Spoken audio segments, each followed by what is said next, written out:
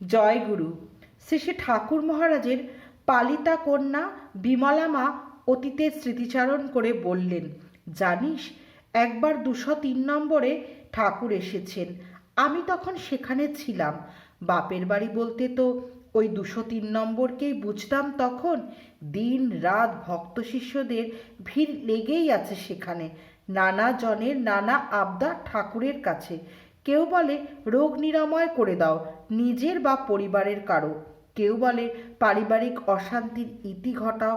কেউ বলে মেয়ের বিয়ে হচ্ছে না, বিয়ের ফুল ফোটাও।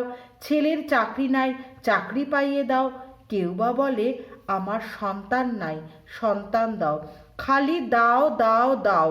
ঠাকুর চেয়ারে বসে কখনো গড়গড়ার নলটি অলস ভঙ্গিতে ধরে আছেন, অন্য হাতটি কোলের উপর বা চেয়ারের হাতলে এলানো।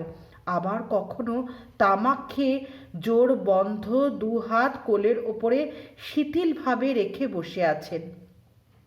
অর্ধ নিমীলিত দু চোখের দৃষ্টি সুদূর প্রসারিত। এই কোলাহলের কিছুই যেন তা শ্রুতিগ্রাহ্য হচ্ছে না।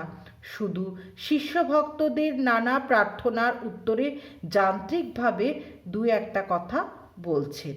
সেই সময় এক স্থানীয় শিষ্যা প্রায় রোজই আসতেন এবং ঠাকুরকে প্রণাম করে রোজই এক প্রার্থনা জানাতেন, ঠাকুর, আমার ছেলের কোনো সন্তান হয়নি, এত বছর বিয়ে হলো কিন্তু এখনো কোনো সন্তান হলো না। আমার ছেলের কোনো সন্তান না হলে বংশ রক্ষা হবে কেমন করে? পিতৃপুরুষ জল পাবে না। কিছুক্ষণ নীরব থেকে একদিন ঠাকুর বললেন, ভগবানকে জানাও, তার ইচ্ছা হলে তিনিই দেবেন। মহিলা তবুও পীড়াপিড়ি করতে থাকেন, ঠাকুর, আমি শুধু তোমাকেই জানি, তুমি ইচ্ছে করলেই দিতে পারো, তুমিই দাও। ঠাকুর গম্ভীরভাবে আবার জানালেন, তুমি ভুল করছো। আমার কি এসব দেবার ক্ষমতা আছে? যা চাইবার ভগবানের কাছে চাও। কিন্তু মহিলাটি ভুলবার পাত্রী নন। তিনি প্রতিদিন আসেন আর একই কথা ঠাকুরকে বলে চলেন। শেষে একদিন মহিলার পীড়াপিড়িতে বিরক্ত ও রাগত স্বরে ঠাকুর বললেন, আচ্ছা যাও, ভগবানের ইচ্ছায় সব হবে।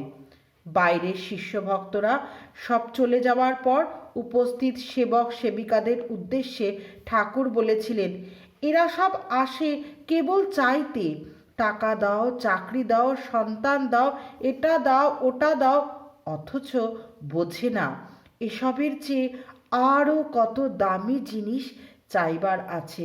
ঠাকুরের কৃপায় ওই মহিলার নাকি পরপর 3টি নাতি হয়েছিল।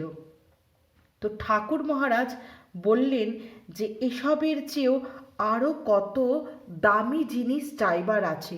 তো সারস্বত গ্রন্থাবলী পড়ে আমার যেটা মনে হয়, ঠাকুর বলেছিলেন যারা আমার একান্ত অনুগত ভক্ত হবে তাদের আমি এক জন্মেই মুক্তি দেব।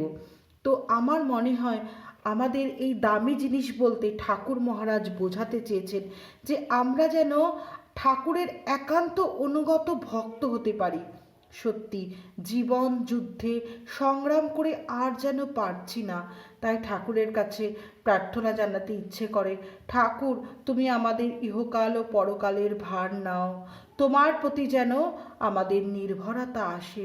এছাড়া আমরা আর কী বা চাইতে পারি? তো আপনাদের কার কি মনে হয় ঠাকুর এই দামি জিনিস সম্পর্কে কি বলেছেন?